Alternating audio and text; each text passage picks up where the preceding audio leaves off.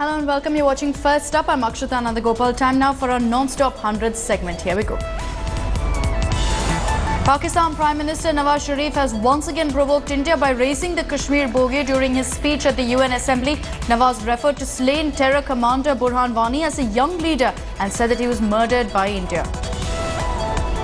Nawaz Sharif also demanded that United Nations should hold a plebiscite in Kashmir and alleged that India was committing human rights violations.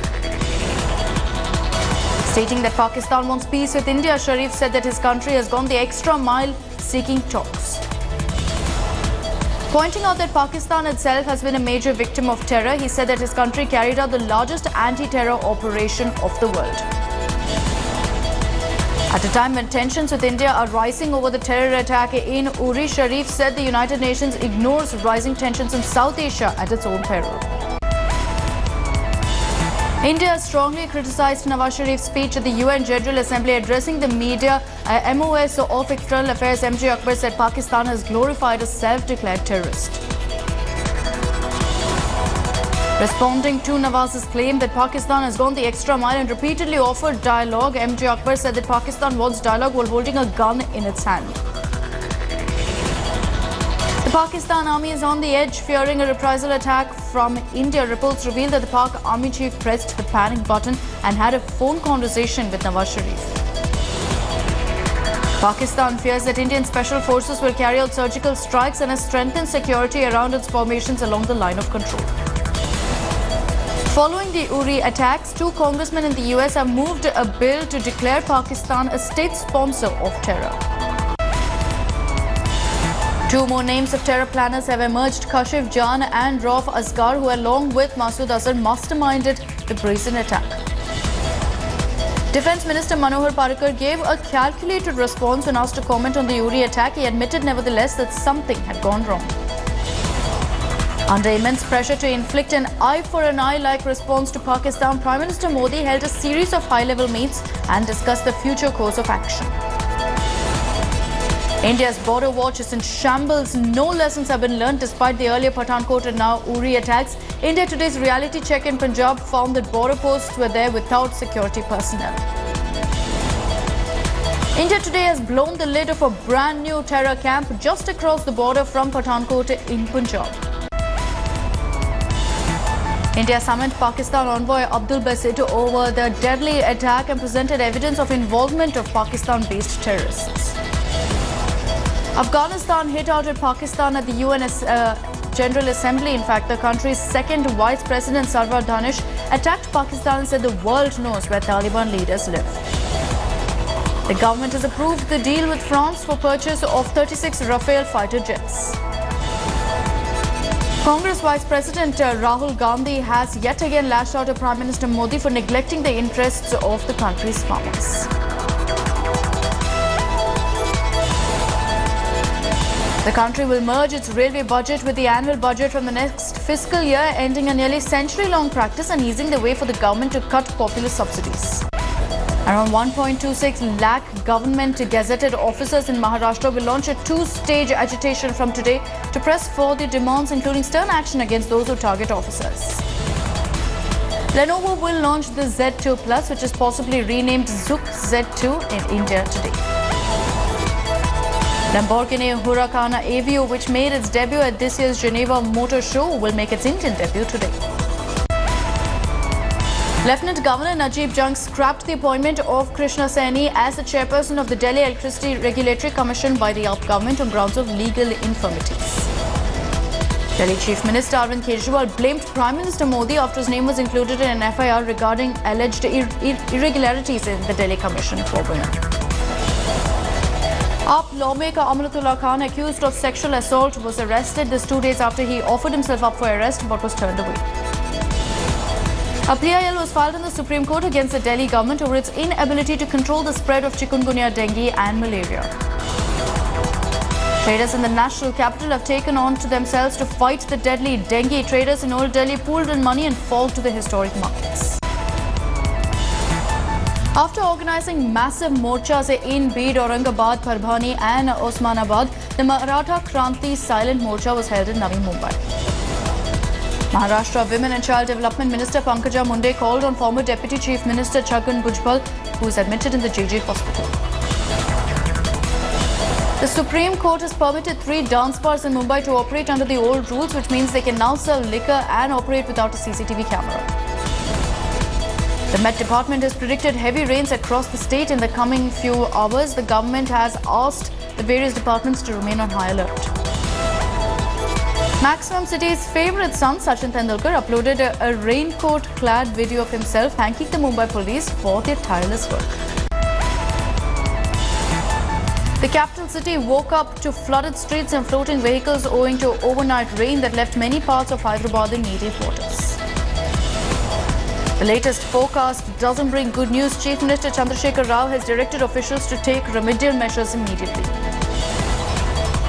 The road from the Chief Minister's house to Secretariat in front of the Hussain Sagar Lake caved in due to incessant rains, disrupting traffic on that route.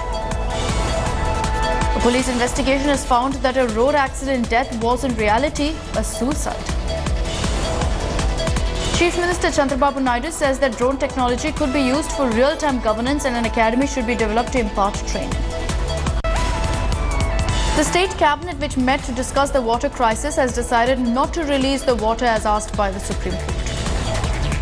The BJP will remain out of the all-party meeting convened by the state government to discuss the Khabare water sharing dispute. The Bangalore Political Action Committee, of which Biocon MD Kiran Mazumdar-Shaw is the president, has moved the apex court seeking protection of drinking water rights for the residents of Bengaluru. Former Karnataka Chief Minister S.M. Krishna strongly criticized the Supreme Court's order on the Kaveri water dispute, saying it was unimplementable. JDS leader H.D. Kumar says that the legislature is supreme. He says his party has suggested not to release any water. Another fine moment for the city as the second stretch of the Chennai Metro connecting Little Mount to Chennai Airport was inaugurated. In a shocking incident, a woman was seen being dragged out by her relatives from a workplace and beaten up brutally. 10 animal ambulances with modern equipment like hydraulic jockey for easy lifting were flagged off by Tamil Nadu Chief Minister Jaitley. Transgenders from across the state held a stir in the capital city against the proposed transgender bill.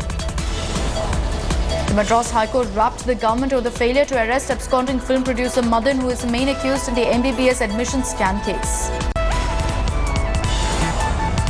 A 90-year-old cancer patient was raped by her neighbour in Kadakal in Kollam district. The opposition Congress has condemned the rape of the 90-year-old woman and has blamed the LDF for waning law and order situation in the state. Malayalam actor Mohanlal has written about the Uri attack in his latest blog. The actor has called Pakistan shameless and a coward. State Minister T.B. Ramakrishnan has met with Central Minister Rajiv Pratap Rudy. The two leaders discussed measures to improve skill development.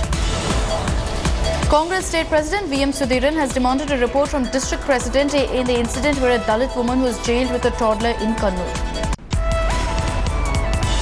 A joint force of Wildlife Crime Control Bureau and State Forest Department, after conducting raids, recovered 24 rare lizards from North 24 Parganas. 32-year-old TMC worker was shot and stabbed to death by bike-board men in front of his house in South 24 Parganas' village. Chief Minister Mamata Banerjee says the government would offer jobs and financial assistance of 2 lakh rupees each to the families of the 2 Jawans martyred in the Uri attack. BJP leader Loket Chatterjee and Jaiprakash Majumdar visited the home of Uri attack martyr Biswajit Goraj in Gangasagar. A 25-year-old youth was arrested by the Rajasthan police from his native village of West Midnapur. All schools in the small Canadian province of Prince Edward Island have been evacuated because of a potential threat. Amid escalating tensions with India after a deadly terror attack, Pakistan imposed airspace restrictions and cancelled all flights to northern areas. Greece has rejected asylum requests from 3 of a group of 8 Turkish soldiers who fled there after a failed coup attempt in Turkey. The European Union's new €44 billion Africa Fund has been announced and aims to entice private investors to some of the world's poorest nations. 10 people were killed in Bangladesh when a riverbank collapsed and a huge slab of mud fell on top of an overcrowded ferry and sank it. Iran marked the anniversary of its 1980 invasion by Iraq by showing off its latest ships and missiles and telling the US not to meddle. A man was shot and wounded by Turkish police outside the Israeli embassy in Ankara after he shouted slogans and wielded a knife. China called for restraint after 2 US supersonic bombers flew over South Korea. A military plane that took off from the Beagle Air Force Base crashed shortly after takeoff. The plane was carrying a student and an instructor. Protesters blocked a major interstate highway and clashed with police in North Carolina after officers fatally shot a black man they said had a gun when they approached him in a parking lot. The lawyer for a woman accusing Bill Cosby of sexual abuse says she's cancelled plans to take another woman who's listed as a potential witness against the comedian. An NGO in China opened an exhibition in Shanghai showing paintings by Syrian children to raise awareness about the migrant crisis in the war-torn country. Frankfurt Zoo introduced the world to its new pride and joy, a baby born to an 11-year-old gorilla named Shira. Apple is set to unveil details about its solar plant in Arizona after months of quiet construction in the desert. ICC Chairman Shashank Manohar has congratulated the BCCI for the 500 test. The former BCCI president said it's a very big moment. Ajay Shirke has been re-elected as the secretary of the BCCI. Cricket Board's president Anurag Thakur said they received no other nominations. BCCI has announced the new 5-member selection committee to succeed Sandeep Patil's team. The new selection panel will be headed by former India wicketkeeper MSK Prasad. India's number 1 shuttler Kidambi Srikanth has entered the second round of the Japan Open. Anirban Lahiri returns to European circuit after a long gap due to injury. India is all set to defend its Khabare World Cup crown in Ahmedabad. I-League champions Bengaluru FC have qualified for the semi-final of the AFC Cup. Pakistan captain Misbah-ul-Haq was presented with the Test Championship mace. Pakistan recently held England to a 2-all draw. The music composer Vishal Dadlani met Jain monk Tarun Sagar and apologized to him in person for a sarcastic tweet on the spiritual figure. Best known for his work in Tamil films such as Poriyalan and Veelambu, actor Harish Kalyan is gearing up for his Telugu debut with a modern-day love story. Actor Ryan Gosling has reportedly secretly married his long-term partner Eva Mendes earlier this year. That's karma for you, commented actress Jennifer Aniston after news emerged that her former husband Brad Pitt and his wife Angelina Jolie were heading for Splitsville. Actress Marion Cotillard, who is rumoured to be the cause of the split between actors Brad Pitt and Angelina Jolie, is pregnant. The news that Pitt and Jolie's whirlwind romance, which took off from the sets of Mr. and Mrs. Smith, has come to an end, left Hollywood celebrities shocked. Comic book legend Stan Lee has come out with his latest character named Monkey Master as part of a co-production between India and China. Google has recently launched Elo, a messaging app that helps users make plans, find information and more, all within the chat. Google has backed off on a previously announced privacy feature of Elo, stating that the app will store all non-incognito messages by default. WhatsApp has defended its new privacy policy, stating that it does not infringe on the privacy of users. Tesla Motors has rolled out a security patch for its electric cars after Chinese security researchers uncovered vulnerabilities and hacked into a Model S. Lenovo claims to have sold over 1 lakh units of its recently launched budget phone, the Moto E3 Power.